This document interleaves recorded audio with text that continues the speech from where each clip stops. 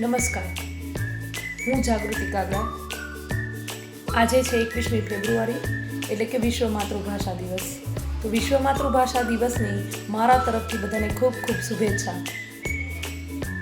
આજે આર્યભટ્ટ લોક વિજ્ઞાન કેન્દ્ર દ્વારા આયોજિત આજની મારી સ્પર્ધાનો વિષય છે આપણા રસોડામાં રહેલા દ્રવ્યોના 2 ઔષધીય ગુણ. તો તેમાં પહેલું છે લવિંગ.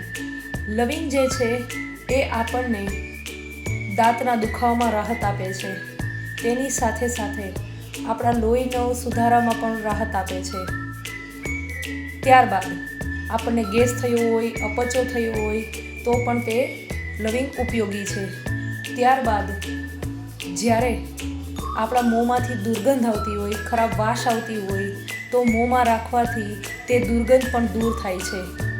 આવી રીતે લવિંગ એક જગ્યાએની અનેક જગ્યાએ આપણને ઉપયોગી છે. ત્યારબાદ છે તમાલપત્ર. તમાલપત્ર પણ એક ઔષધીય ગુણ ધરાવે છે. તમાલપત્ર જે છે એ આપણા હૃદયને સ્વસ્થ રાખવામાં મદદરૂપ બને છે. કેવી રીતે? તમાલપત્ર જે છે એ કોલેસ્ટ્રોલને નિયંત્રિત રાખે છે, જેથી આપણું હૃદય સ્વસ્થ રહી શકે છે.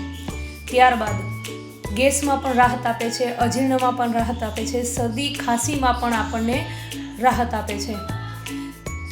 તમાલપત્રનું જે સુગંધ છે તે આપણના મનને એક શાંત કરે છે.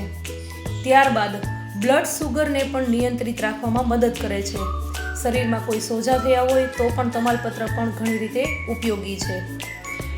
પેટમાં અજીર્ણ હોય, અપચો હોય, ગેસ હોય તો તેની સામે પણ તમાલપત્ર રાહત આપે છે.